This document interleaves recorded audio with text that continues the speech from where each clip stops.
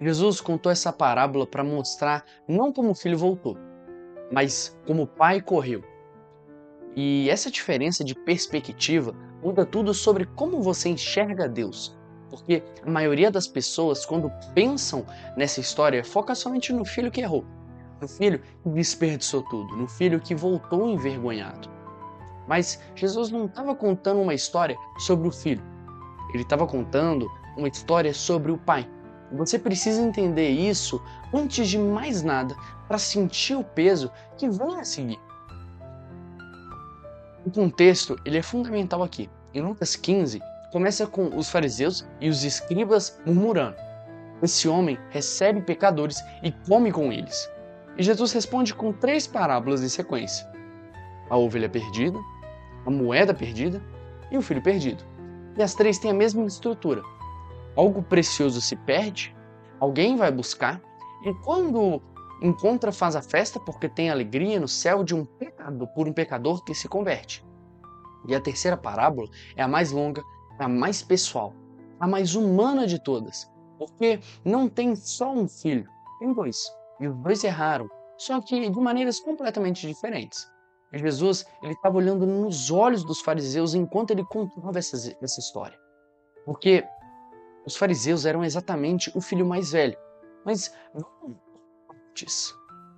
O filho mais novo, ele foi ao pai e disse: "Dai-me parte que me cabe da herança." Você precisa entender o peso cultural que essa frase tem.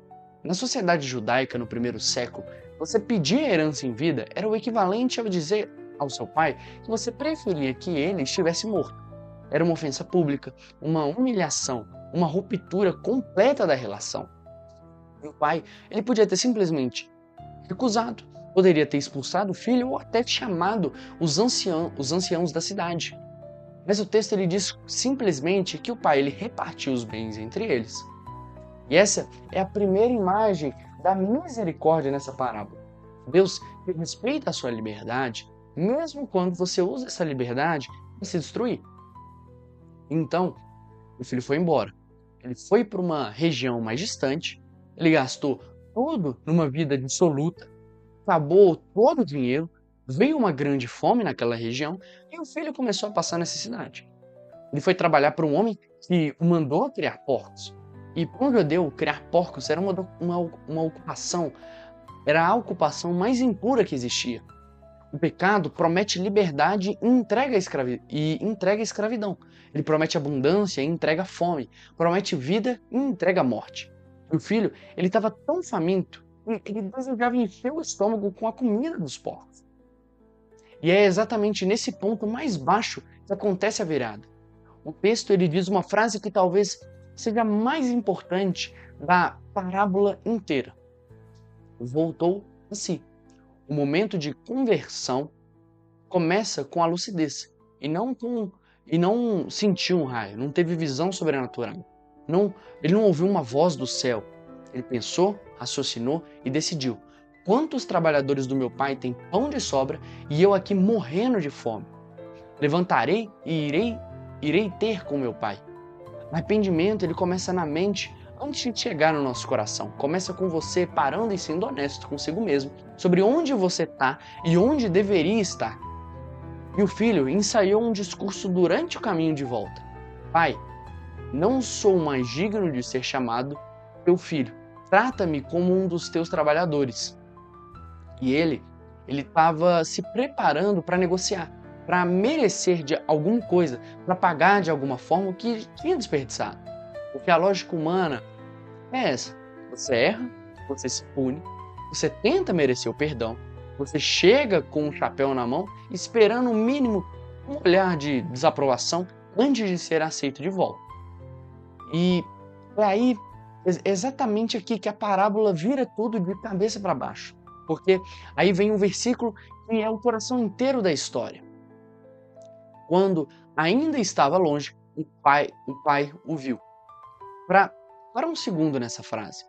Quando ele ainda estava longe, o pai o viu. O pai ele estava olhando para o horizonte.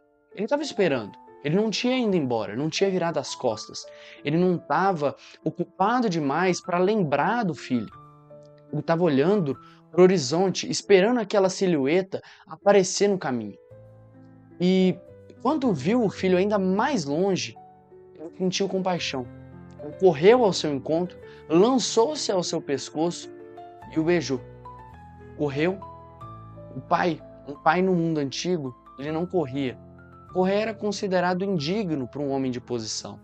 O pai, ele abriu a mão da sua própria dignidade para correr ao encontro com seu filho. Ele abraçou antes de ouvir o discurso, o beijou antes de receber o pedido de perdão. Interrompeu a lógica da meritocracia com a sua misericórdia. E o filho, ele começou o discurso que tinha ensaiado. Pai, eu não sou mais digno de ser chamado de teu filho. E o pai nem deixou ele terminar. Ele virou para os servos e disse: depressa, trazei a melhor roupa e vestilha. Ponde-lhe um anel no dedo e sandálias nos pés. O anel era um sinal de autoridade restaurada. As sandálias eram um sinal de filho, porque o escravo andava descalço. E mandou matar um novilho cevado e fazer uma festa, porque este filho estava morto e reviveu, estava perdido e foi encontrado. A misericórdia não espera você estar pronto. A misericórdia interrompe o seu discurso de autopunição e te restaura antes mesmo de você terminar de se explicar. E agora, antes da gente fechar, tem um detalhe que a gente não pode deixar de passar, porque Jesus não terminou a parábola na festa. E a gente tem um filho mais velho, que ficou em casa, que trabalhou, que nunca desobedeceu uma ordem sequer.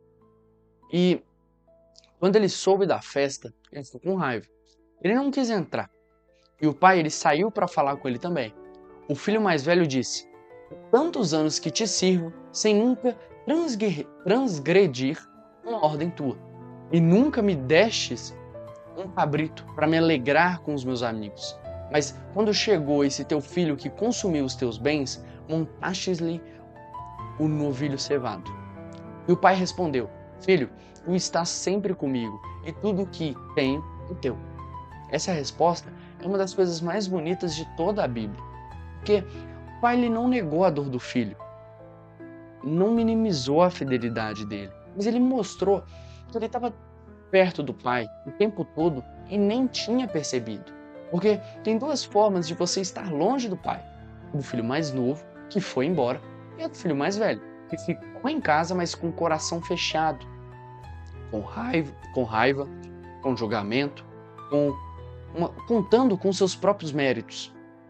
E Jesus, ele estava contando essa parábola olhando nos olhos dos fariseus que estavam do lado de fora reclamando, exatamente como o filho mais velho. E essa semana a gente falou sobre o pecado e a misericórdia. E essa parábola é a síntese de tudo que a gente viu. O pecado é você pegando a herança e indo embora. Conversão é você voltando a si e começando a caminhar de volta. E a misericórdia é o pai que já estava olhando para o horizonte, te esperando e que corre ao seu encontro, antes mesmo de você chegar. E agora que a gente percorreu essa história inteira juntos, desde o filho que foi embora até o pai que correu, eu quero te convidar a fazer uma coisa: parar por um momento e responder ao que você acabou de ouvir. Não como um fechamento do vídeo, mas como uma resposta real do seu coração.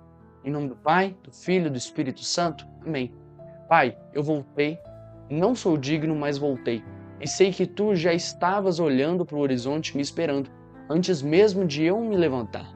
Obrigado por correres ao meu encontro. Obrigado por não deixares eu terminar o discurso da autopunição.